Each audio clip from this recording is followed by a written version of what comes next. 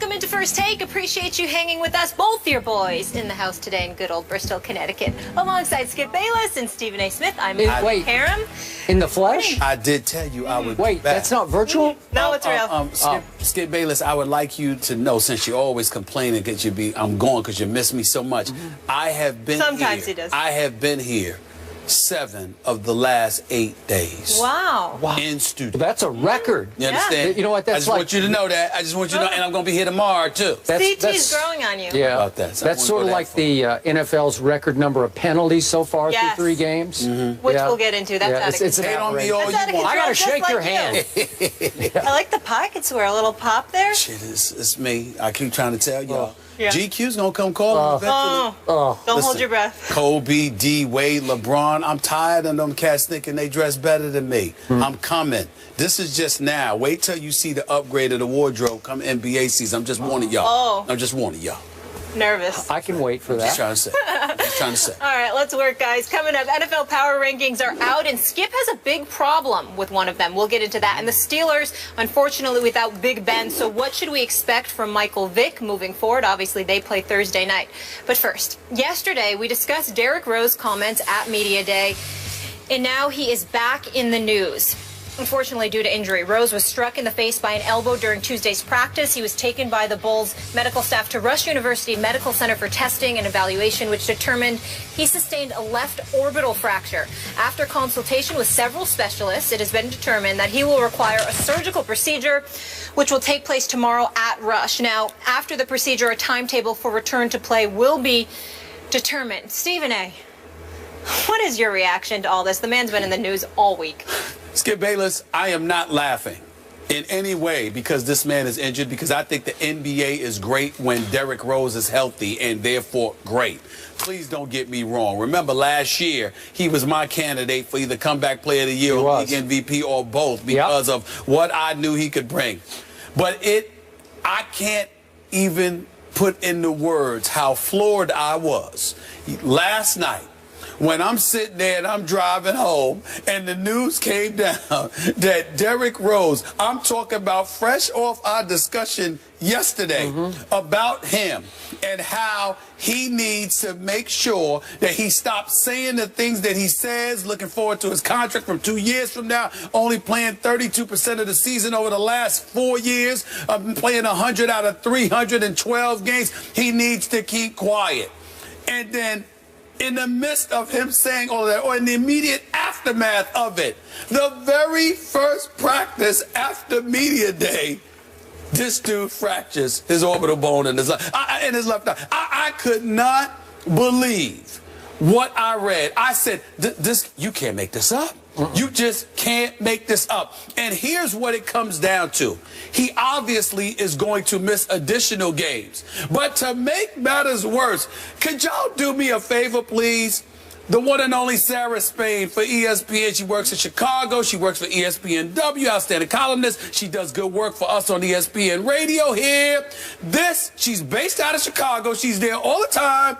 Listen to what this lovely lady had to say about Derrick Rose's injury. Could you play that for our audience, please? Coming up to our last straw here, where we're having trouble defending him, not just because of the latest injury, which by all accounts is a total accident and not his fault in any way, and you got to feel bad for him for it, but because it just adds on to this pile that's getting bigger and bigger of just, okay, enough now, especially from a guy who just gave us some really bad optics, talking about free agency 2 years in advance when he just made $280 million a couple years ago between his NBA and his Adidas. So, I mean, the patience is running so thin here in Chicago for our hometown boy. Could be out anywhere from 5 to 28 games, but with Derrick Rose, could be all season. Who knows?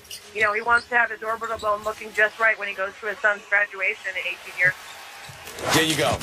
Because that last line was all I was looking for. They didn't need to play the tape that long, but that's beside the point. I was just looking for the last. You should have instructed them better. I did instruct them, but that's okay. I didn't know that was coming. That was a nice surprise. I was looking for the last line. And the last line is what she said best. It could be anywhere from 5 to 28 games, but with Derrick Rose, it could be the entire season because obviously he wanted to make sure his eye's okay for his son's graduation 18 years from now. That was Sarah Spain saying that. But there is there's no question that that mirrors what Chicago feels about him right now. At this juncture, here's the point that I made yesterday, Skip.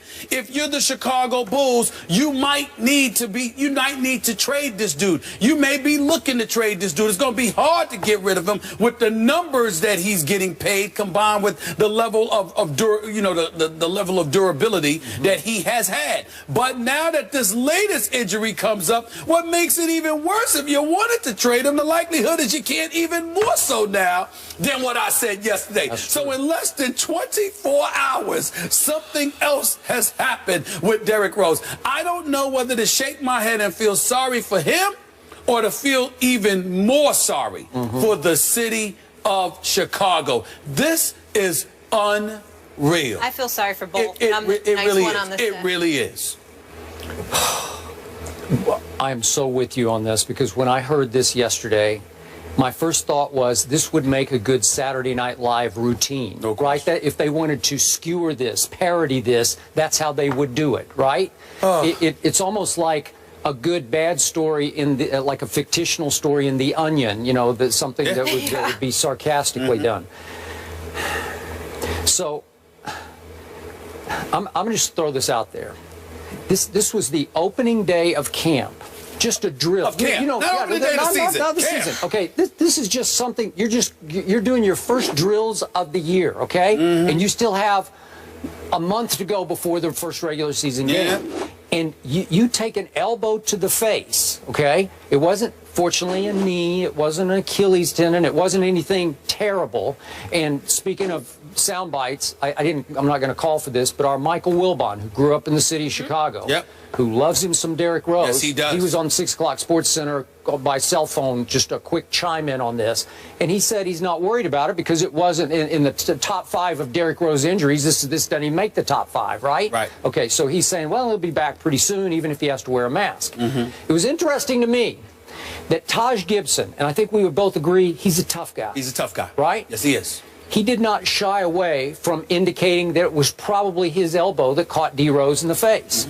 You don't think that team was playing pretty physically in the opening day of camp drill in ways, you know, let's toughen everybody up, including our best player, our leader, Derrick Rose. So they're going at it on the first day of camp, right? Well, and I'm not saying it was intentional. I'm just saying they were playing physical basketball right out of the box, because they're going to say, we need to get back to being a tough guy team, even with Derrick. Because with Derrick, sometimes they lose some of their toughness. Is that fair to say? I don't know if that's what it is. I think, Skip, it's the fact that Tom Thibodeau was no longer there, and you want to make sure to remind folks that from a positive perspective, the culture will remain the same. We won't lose our identity as rough, rugged defenders because Fred Hoiberg is here instead of Tom Thibodeau. Okay, I'm with you on that, but that was intriguing to me. And now I'm going to raise this point, having covered many NFL teams, and back to my days, 70s and 80s. The operative word in NFL locker rooms for a Derrick Rose was the word brittle. Is it possible to say he's just brittle? Like he just gets hurt all the time? Like some guys just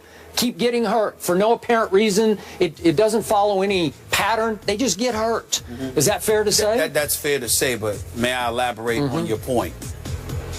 People, as much as they don't like the fact that he's brittle because they want to see him out there playing, that is not what's feeding the swelling level of animosity. The swelling level of animosity aimed in Derrick Rose's direction is due in large part to his comments being so ultra concerned about his finances. And Mike Golick on Mike and Mike this morning made a very valid point when he highlights how every player is concerned about their money.